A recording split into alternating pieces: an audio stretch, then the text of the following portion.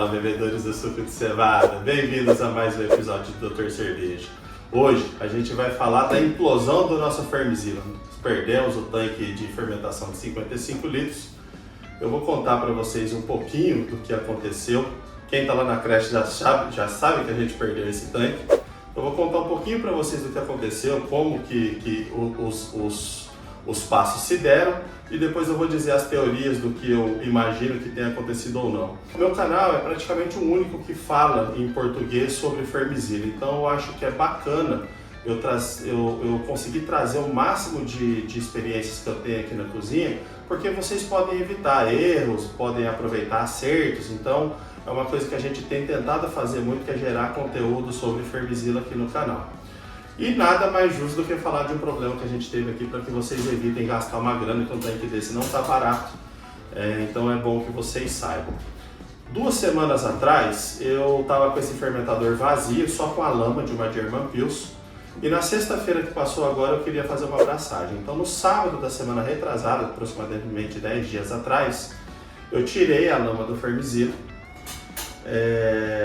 Enchi ele com água e soda para limpar, fechei aqui em cima e larguei, que eu ia lavá-lo na sexta-feira.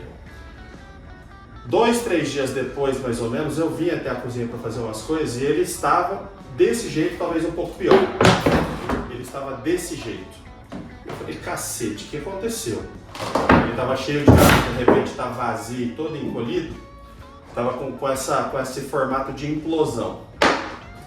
Rapidamente, eu nem tirei foto e fiz imagem na hora, porque na hora eu tentei salvar o fermentador. Então a primeira coisa que eu fiz, eu injetei CO2, aliviei a pressão, injetei CO2 de novo, aliviei a pressão, ele voltou no formato dele. Ficou com várias marcas, mas ele voltou. Na sexta-feira, quando eu fui fazer a abraçagem, eu falei, bom, agora eu tenho que ver o que está acontecendo com o fermentador, porque eu vou abraçar hoje.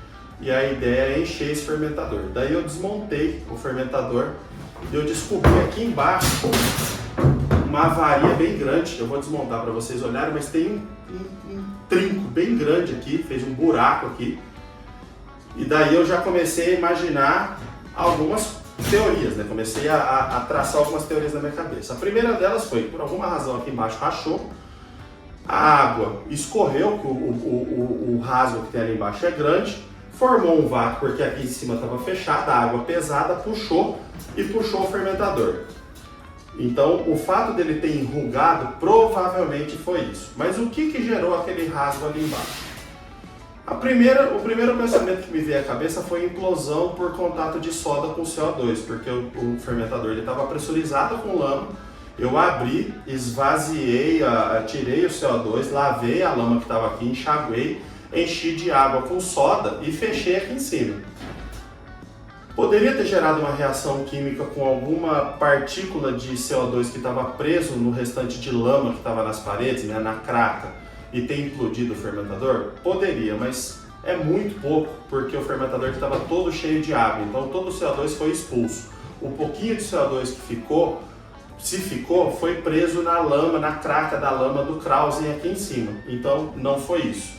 Então eu descartei essa tese da reação química entre o CO2 e a soda cáustica. Detalhe, eu já li bastante coisa, tanto em português quanto em inglês, falando do uso de soda cáustica no PET, sem problema.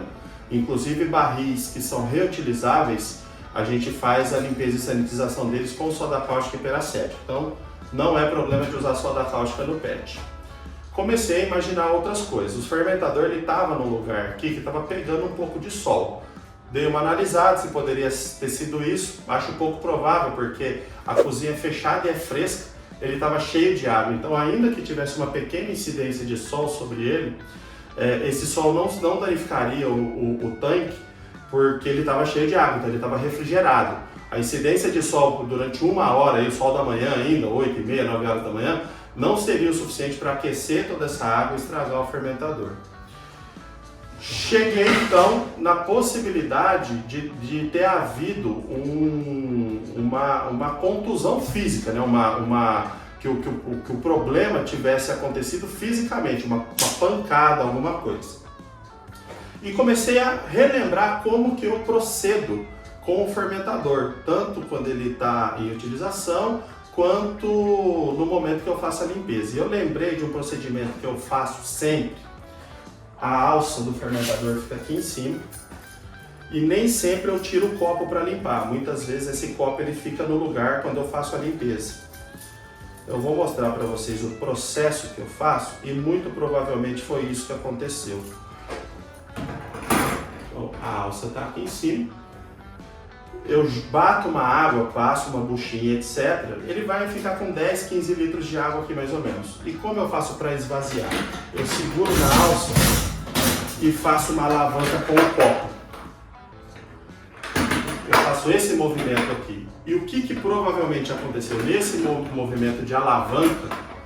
Essa peça, a flange, ela empurrou o tanque, que esse tanque já não é novo, esse fermentador eu comprei usado, não sei se vocês se recordam.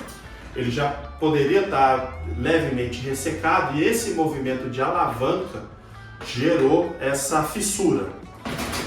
Com a soda e o CO2 aqui dentro, essa fissura pode ter virado uma trinca.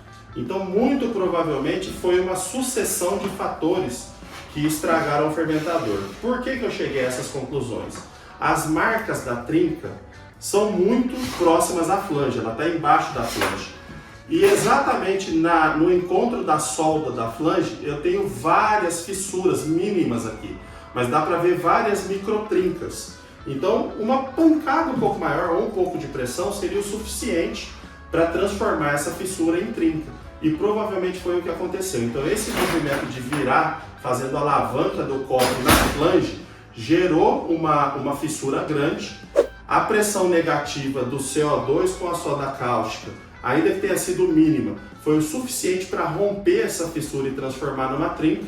A trinca foi grande o suficiente para vazar água e puxar toda a água para fora do fermentador, gerando um vácuo, implodindo o fermentador. Então, não foi é uma teoria que assim, eu demorei, faz alguns dias já que eu estou pensando nisso, estou analisando, e me parece que é a questão mais plausível. É certeza que isso aconteceu? Não, não é.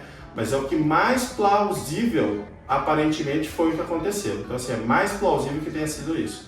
Então, infelizmente, a gente perdeu o tanque, não tem o que fazer, não adianta chorar o leite derramado, perdeu. Paciência, quem está nesse mundo, não só no de cervejaria, mas qualquer hobby, a gente tem ganhos e tem perdas. Infelizmente, a gente perdeu esse tanque, paciência, vamos colocar um tanque novo aqui, segue o jogo e vamos para a próxima breja. Mas eu quis trazer esse conteúdo para vocês e explicar pormenorizadamente o que eu pensei, a teoria que eu criei, para que vocês possam evitar de cometer essa sucessão de erros, né, de falhas, que gerem um prejuízo de estragar o tanque de vocês.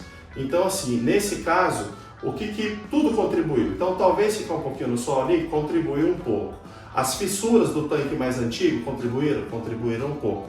A alavanca que eu fiz na hora de esvaziar o tanque, eu faço toda vez que eu lavo o tanque, de certa forma contribuíram um pouco. A soda cáustica em contato com o restinho de CO2 que tinha no Krausen aqui, provavelmente contribuiu um pouco. E o fermentador cheio foi o suficiente para drenar toda essa água, gerar um vácuo e causar essa implosão no tanque.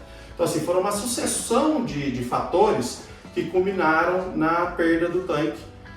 Eu quis trazer esse episódio para vocês, né, esses fatos bem explicados, para que vocês evitem que isso aconteça aí, porque o tanque está caro, o dólar está extremamente alto, então o tanque está caro, não dá para a gente ficar perdendo o tanque. Graças a Deus o meu era velho, é o fermentador que eu comprei usado, então agora a gente vai colocar um tanque novo e vai ficar com o fermentador zero bala aqui. Beleza, galera? Obrigado por terem nos acompanhado até aqui, curta nossos vídeos, se inscreva no canal, aperte o sininho para ficar por dentro das notificações. Hoje a gente falou da implosão do Fermizilo, tomamos um preju aqui, mas segue o jogo, não vamos chorar, porque graças a Deus não estava cheio, se estivesse cheio eu estaria mais triste. Grande abraço, até a próxima, tchau, tchau.